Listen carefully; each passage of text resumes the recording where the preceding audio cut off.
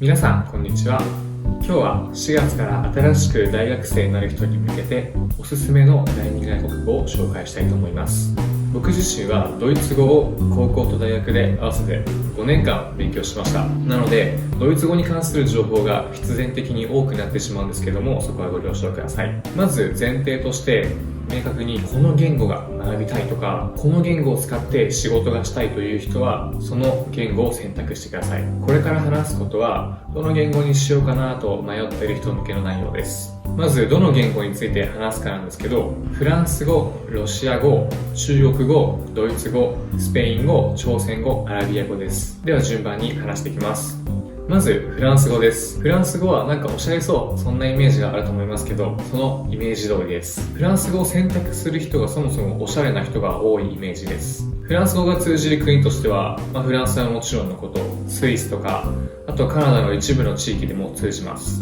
あとはアフリカでも通じますね。将来国際機関で働きたい人が英語と一緒に勉強しているイメージがあります。次にロシア語です。ロシア語の選択肢は圧倒的にマイノリティと言っても過言ではありません。僕自身高校の時から第二外国語、これから第二外国語って言いにくいんで2外っていう風に言いますけど、2外でロシア語を選択した人は学年の 5% ぐらいでした。選択肢が少ない分、なんでロシア語を勉強しないといけないのかっていうのが明確じゃないと後から結構垂れてくるので大変です。周りでロシア語を選択してたっていう人はロシア文学とかロシア料理が好き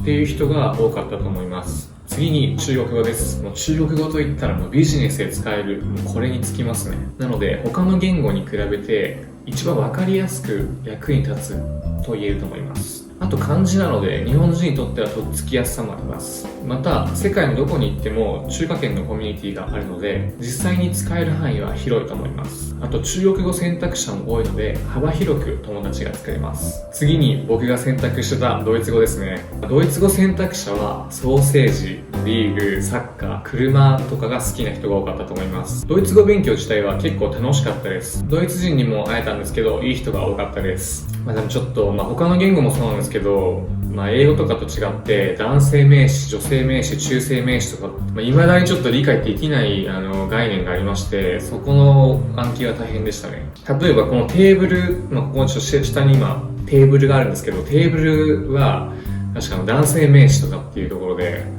なんでテーブルが男性なんだとかっていうのがあったりとか、水が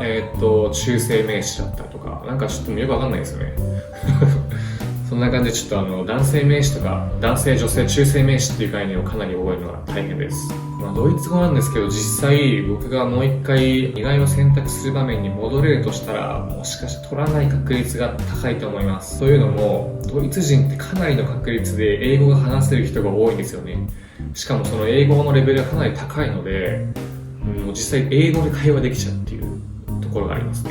なので明確に理由がない人は、英語を頑張るのであれば別にドイツ語は取らなくてもいいかなと思います。もしドイツ語を極めたいっていう人がいたら、ゲーテインスティティートっていうドイツ語世界に発信している機関があるので、そこのホームページをチェックしてみてください。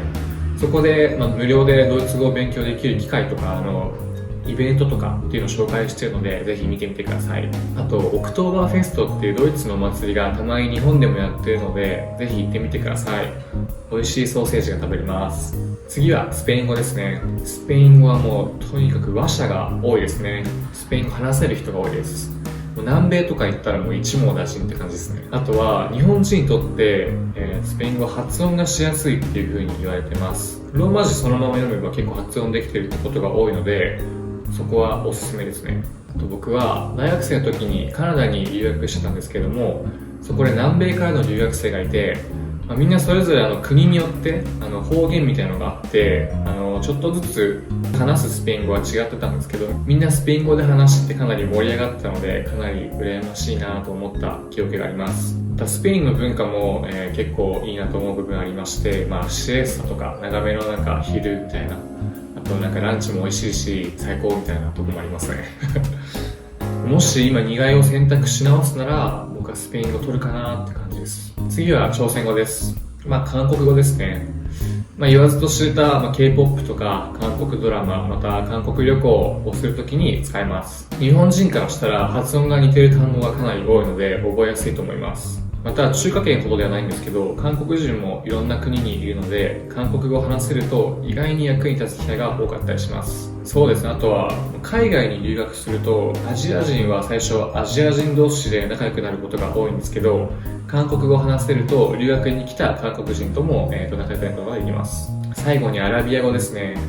アラビア語もロシア語と一緒でかなりのマイノリティです。でもできるようになるとその分ニッチなコミュニティができるようになります。僕の大学時代の友人はヨルダンに1年間留学してたんですけど、ちゃんとアラビア語をマスターして帰ってきていました。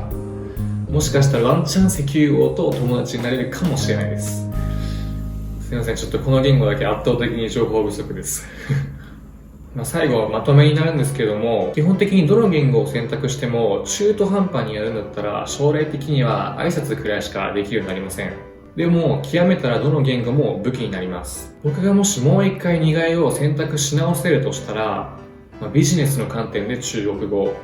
あとはカナダ時代羨ましいなと思って勉強したいなと思ったのでスペイン語のどちらかを選択すると思います。今どの言語を取ったらいいかわからない人が少しでも各言語に対するイメージが持てたら幸いです。動画で話せてないこともいっぱいあるので、わからない人はコメント欄に質問してくださったらそのコメント欄で答えます。ではまた次の動画で会いましょ